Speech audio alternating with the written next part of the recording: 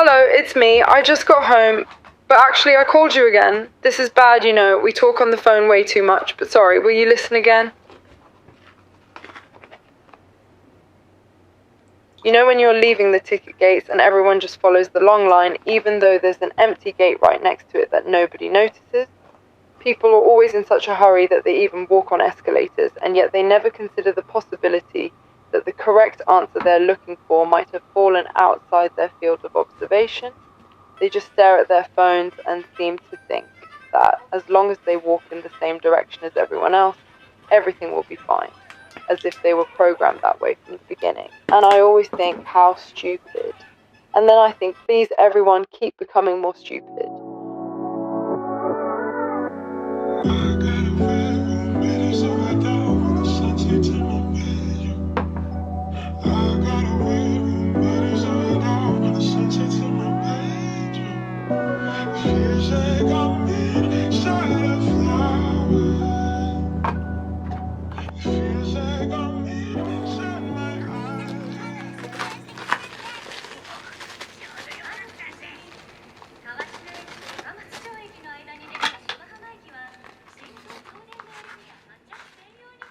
On crowded trains where people are packed together so tightly that even breathing is difficult, there are still people scrolling through social media or watching videos. Whenever I see that, I think, how strange. How badly do you need to see that right now? It's not like they're looking at their phones with a purpose. They're not gathering information for something specific, they just want to scroll. And while they're scrolling, their brains aren't resting. They're still constantly sorting things into interesting and not interesting. They're still spending mental energy on something, even if it's something ridiculous. And whenever I see that, I think, good, that's the spirit. Because honestly, it helps me if more people become relatively stupid.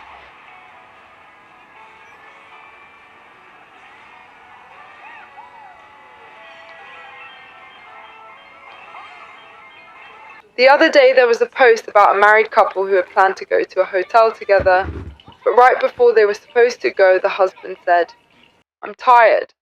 I don't feel like going today." And the wife was so devastated that she ran off by herself and cried.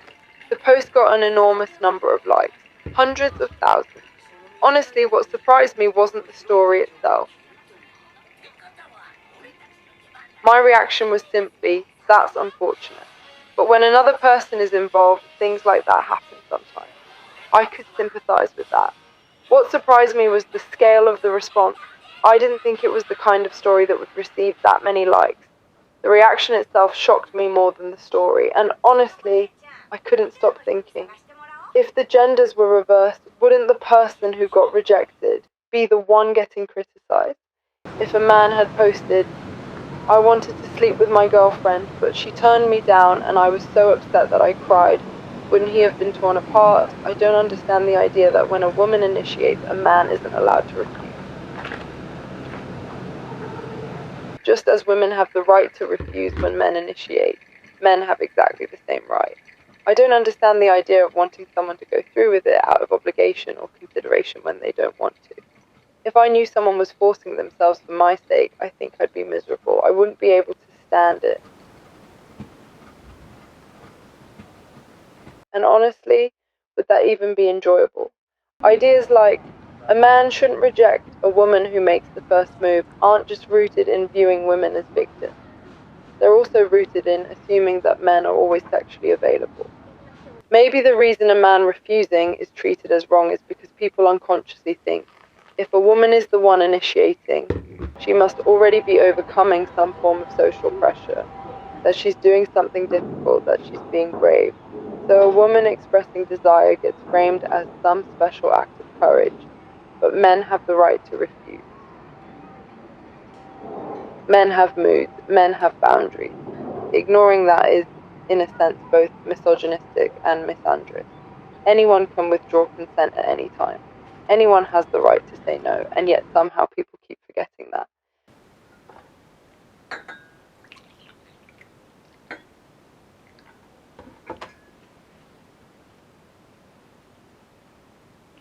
But honestly, I think society is just too busy. Seriously, a healthy sex life requires room to breathe, and the world is far too busy for that. People work all day and come home exhausted. At this point, sex itself seems to have been reduced to things like how many times you did it, or whether you're a real man or a real woman, or whatever other expectations people attach to it. It feels infected by performance metrics, by efficiency, by an obsession with getting things right. Even sexuality gets squeezed into a template. People are so overwhelmed by everyday life that they barely have the energy for anything else.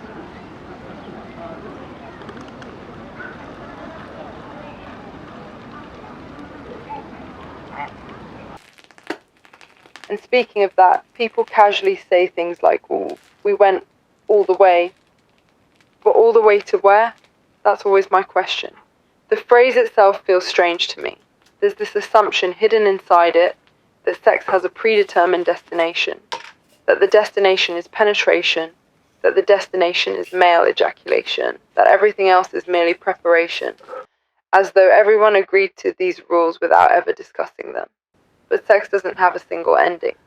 Its ending isn't fixed, and the tendency to measure it through numbers, and especially numbers centered around male standards, makes it feel less like communication and more like performance. When people talk about conversation, they don't say, we only talk 3 times, so the relationship isn't real. Or, we talk 10 times, therefore we're deeply connected. Nobody evaluates intimacy that way, yet when it comes to sex, people often talk as though the entire meaning of the experience exists inside a measurable result. And every time I hear that, I want to ask, are we being serious right now? But then again, like I said earlier, maybe it's not surprising. In a life dominated by exhausting work, maybe it was inevitable that sex would become optimized, streamlined, turned into a task. That's strange, but perhaps what's even stranger is a life built entirely around labor.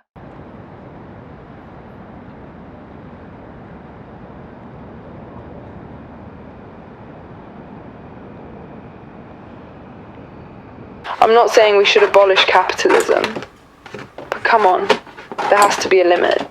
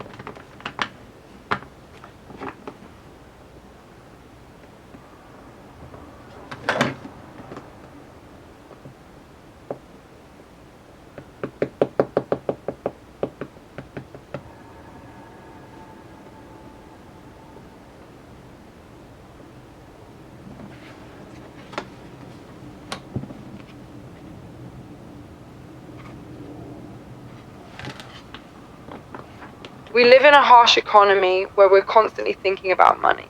We want the greatest benefit with the fewest possible steps and the least amount of effort. That desire may not be greed or selfishness. It may simply be the form of correctness that society rewards.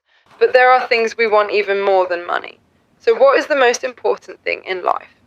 The most important thing in life? Time. Obviously, I know that sounds blunt, maybe even a little too straightforward, but honestly, I think most people already know this. People work and work because they want things. And before they realize it, their lives and their energy are running dry. We sacrifice money for time. Money is access to time. We work ourselves to death. We spend ourselves, we sacrifice ourselves. And what we're really after is time. We pay money to avoid inconvenience. It's faster to outsource something than to do it ourselves. Cleaning, cooking, transportation, management. And with the time we save, we finally get a little time that belongs to us. Even the reason people want stable income ultimately comes down to wanting more freedom over their time.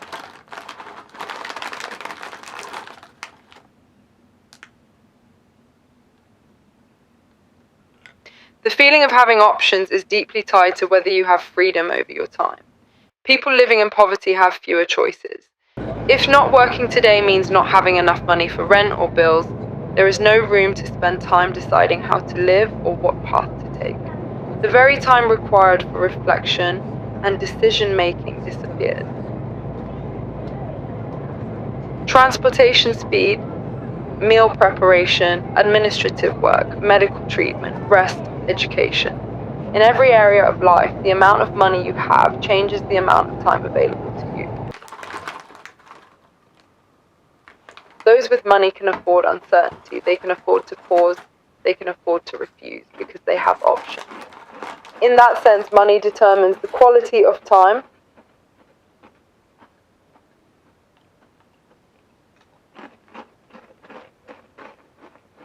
We work because we want time. We earn more because we want freedom.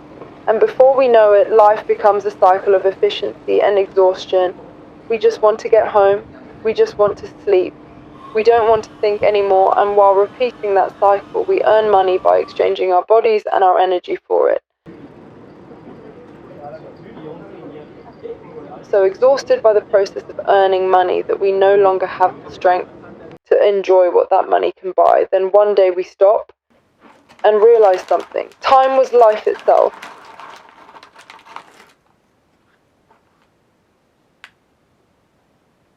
Money matters, time matters, neither exist meaningfully without the other.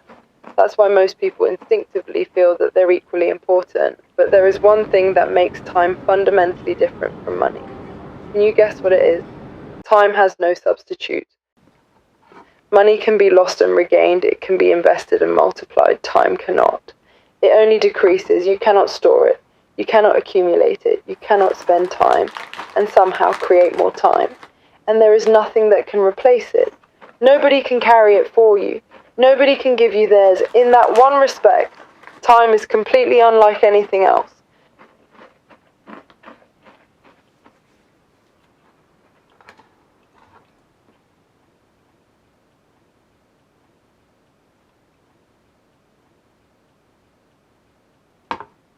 The people we love continue to age. The people we wanted to talk to, the people we wanted to see, may already be gone by the time we finally decide to reach out.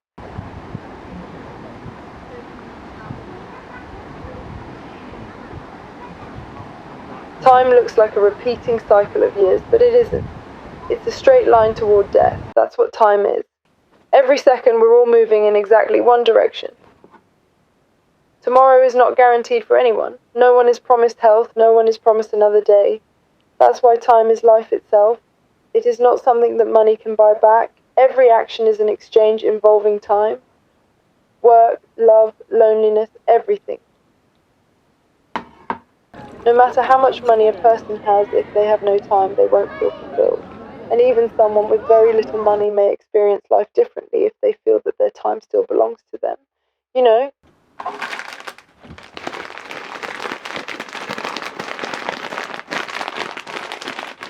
Maybe humanity really does need to learn the hard way at least once. Maybe everyone should stop and think about who they're actually living for. Though honestly, I've never believed that the human species has some obligation to survive. Survive for whom? Who benefits from that? Whatever happens, happens. Things can only become what they're going to become, as long as people don't stop thinking. Hey, are you listening? Did you fall asleep? Hello? Hello? Hello?